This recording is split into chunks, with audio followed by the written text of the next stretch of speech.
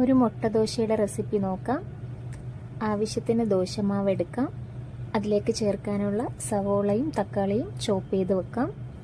ആവശ്യത്തിന് മുട്ട എടുക്കാം. ഞാനിവിടെ 2 മുട്ട എടുത്തിട്ടുണ്ട്. 2 ദോശയുടെ കണക്കിനാണ്. കെച്ചപ്സ് എടുക്കാം. ടൊമാറ്റോ കെച്ചപ്പാണ്. ഞാനിവിടെ സാഷി കെച്ചപ്സാണ് എടുത്തിരിക്കുന്നത്, 2 എണ്ണം. സ്റ്റൗ ഓണാക്കി അതിലേക്ക് തവ വെച്ച് കൊടുക്കാം. തവ ഒന്ന് ചൂടായി കഴിയുമ്പോൾ അതിലേക്ക് നമുക്ക് ദോശമാവ് ഒഴിച്ചു കൊടുക്കാം. ഞാനിവിടെ തവയുടെ ചൂടൊന്ന് വെള്ളം ഒഴിച്ചിങ്ങനെ നോക്കാറുണ്ട്. അതിന് മുകളിലേക്കാണ് ദോശമാവ് ഒഴിക്കാറ്. ഞാനിവിടെ 1 തവി ദോശമാവ് ഒഴിച്ചിട്ടുണ്ട്. അതിന് നമുക്ക് കുറച്ച് നൈസായിട്ട് പരത്തിയെടുക്കാം.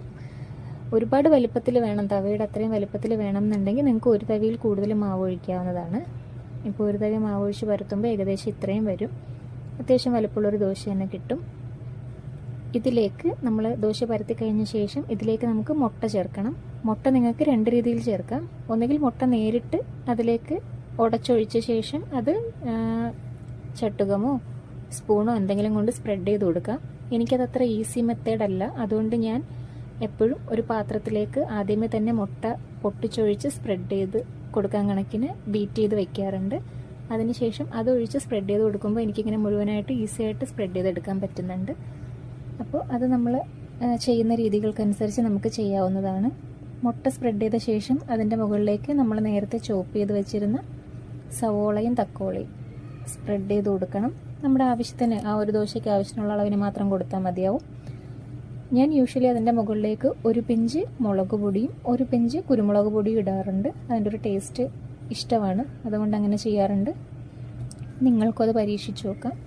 അതല്ല, ചിലർ മസാലകൾ തയ്യാറാക്കി വെച്ച് അത് ആഡ് ചെയ്യാറുണ്ട്.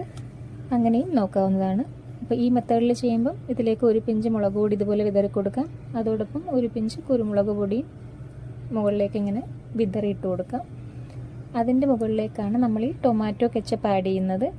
ഞാനിവിടെ സാഷി കെച്ചപ്സ് എടുത്തതുകൊണ്ട് തന്നെ 1 ദോശയ്ക്ക് 1 സാഷി അങ്ങനെ എടുത്തിട്ടുണ്ട്. അതിങ്ങനെ ഒഴിച്ച ശേഷം ചട്ടുകം അല്ലെങ്കിൽ സ്പൂൺ കൊണ്ട് ഇതുപോലെ എല്ലാ വശങ്ങളിലേക്ക് എത്തുന്ന രീതിയിൽ സ്പ്രെഡ് ചെയ്ത് കൊടുക്കാം. എന്നിട്ടൊരു കുറച്ച് ടൈം ഒന്ന് വെയിറ്റ് ചെയ്യാം. തീ ചെറിയ തീയിലിടാൻ ശ്രദ്ധിക്കണം, ഇല്ലെങ്കിൽ ദോശ കരിഞ്ഞു പോവും. കുറച്ച് കഴിയുമ്പോഴത്തേക്ക് ദോശ കറക്റ്റ് പാകമായിട്ട് മുട്ടയും മസാലയും എല്ലാം ചേർന്ന് വെന്ത് വരും. അന്നേരം നമുക്കിങ്ങനെ ഇളക്കി സെർവ് ചെയ്യുന്ന പാത്രത്തിലേക്ക് മാറ്റി വയ്ക്കാവുന്നതാണ്.